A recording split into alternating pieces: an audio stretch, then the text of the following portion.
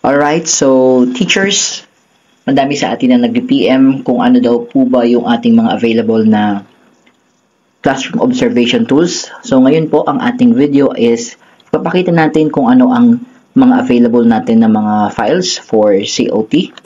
So since quarter 3 na po tayo, so we have here ito lang po, AP5, dalawa pong sample yan, then English 2, so yan po.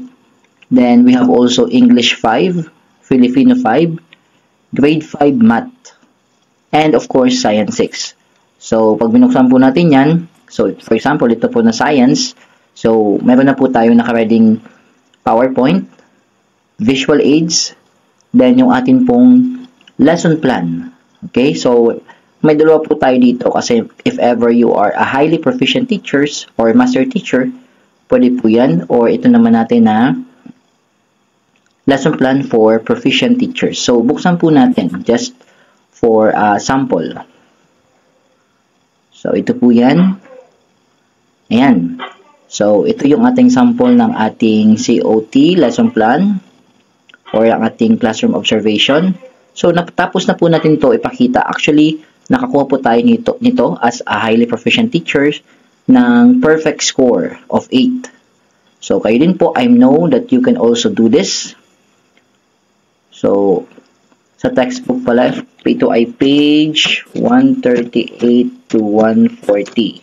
Kasi, ginamit natin yan. I-update lang natin, yan. So, we have here also the materials to be used, mga concrete objects or mga real objects, gumamit tayo yan. So, of course, sa science, gumagamit tayo dito ng 7E model. Yan, elicit, engage, explore, explain,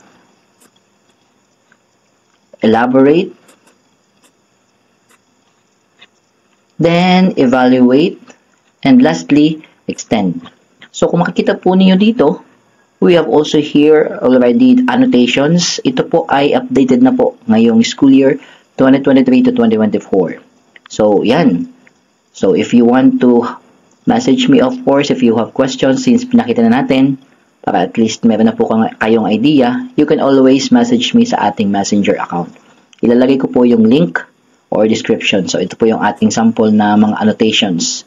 So, ito po, inaayos na natin nang sa ganun, yung ating lesson plan, okay, yung ating lesson plan, ready na din yung visual aids or yung ating mga teaching materials. So, hindi na po kayo maghanap pa ng mga kung saan-saan pa and base po yan doon sa ating ginawa. So, andito na din yung ating mga differentiated activities. Ayan. So, differentiated po yan. Iba-iba dapat per grade. I mean, per group work. Ayan. Then, of course, yan. Okay, so ngayon naman po ay papakita natin yung ating PowerPoint presentation. So, ito po ay match sa ating lesson plan. Ayan po. Energy transformation. So, of course, sa ating PowerPoint, nakaready na tayo dyan yung ating greetings. Pwede nyo po itong baguhin. And of course, mag-simula tayo sa review. Then, we have also here the engage part.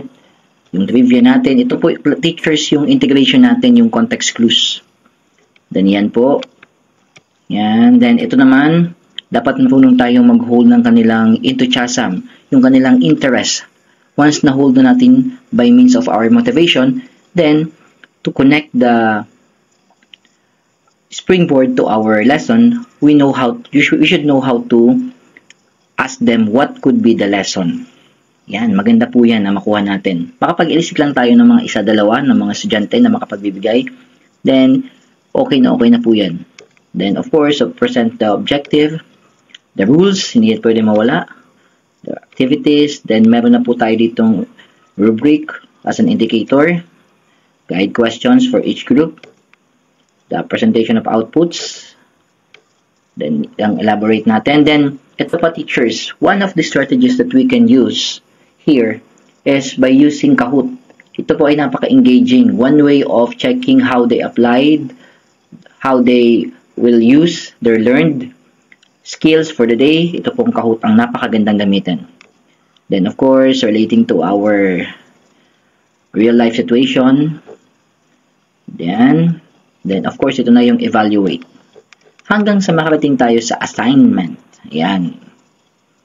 So, yan. Assign nyo na po yan kung gusto nyo i-edit or modify. Okay, so pinapakita natin yung ating video. Yan po. Yung ating PowerPoint. So, yan po teachers, yung laman ng ating mga COT for third quarter sa science, grade 5, Filipino, and so on. So, gagawa po tayo for fourth quarter. Mag-upload na lang ulit sa YouTube. So, thanks for watching.